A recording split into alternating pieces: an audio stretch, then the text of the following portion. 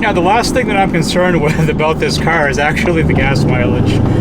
I'm not doing this video as it's mostly just to see what does a car of this caliber get for gas mileage, since we're in the age of electric cars and hybrids and all that stuff. So I just thought it would be a fun video to do, just something real short to kind of throw together and see what it comes up as. As far as the driving goes, it's been a mix of not highway driving, but well-traveled roads and some pulls with the car while driving. So it's not completely out of boost. It's in boost for some of it, out of boost for the other part of it. So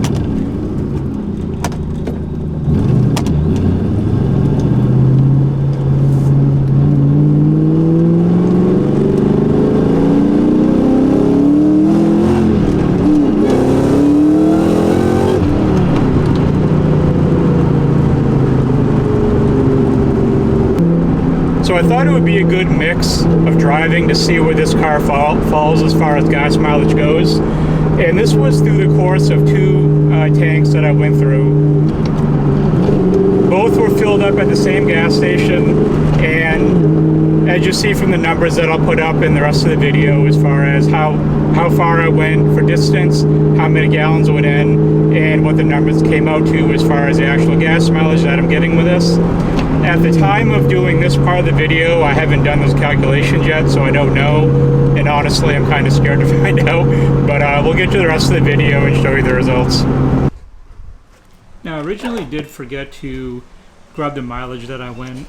I did forget to do that. Like, my sneakers, pretty nice, huh? But this was the first tank fill up. This was the tank, I believe, I averaged 9 miles per gallon, which is pretty crazy. I wasn't expecting to see numbers that low, but I was on the car quite a bit, and I get on to that a little bit further on the video as far as explaining that and just the difference in the gas mileage you can get between driving around regularly and really hammering on the thing and really getting in boost a lot. It does make quite a big difference. Now, the second tank, which is coming up in just a second, this tank I averaged 20 miles per gallon. I explained this a little bit further in the video. I may have been off on that a little bit as far as the miles per gallon. I may not have calculated it correctly, but overall it's a pretty big difference between both of the tanks. So it was an interesting experiment to run, so it was fun just to do it. So you can see from the miles per gallon results that it varies quite a bit. I tend to think that maybe I screwed up on the calculation for the one that came out to 20 miles per gallon. It just doesn't even seem possible. Even not getting into boost on this, I just don't see this getting 20 miles per gallon. So maybe I screwed that up a little bit. It's entirely possible. I did the calculation really quick as I was like headed out the door to do something else, wrote it down on paper, so it could be wrong. The one that said 9, I completely believe that one. That's entirely possible. I believe on that tank, I was getting on the car pretty hard for the majority of that tank, and that definitely shows.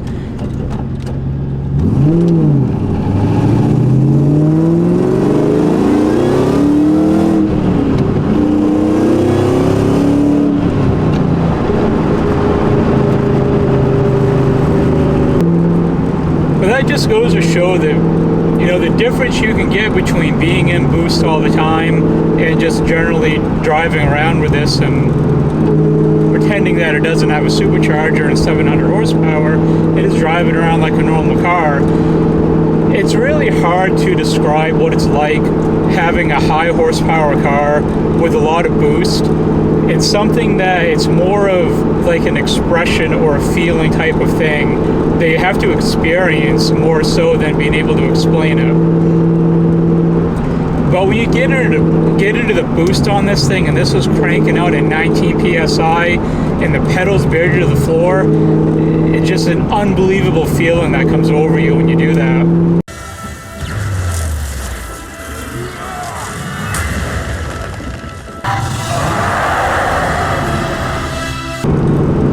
But like I said in the intro part, I don't really care what this gets from gas mileage. It's not a big concern to me. It's not why I bought the car, not why anyone buys these cars for any reason. It's more of just to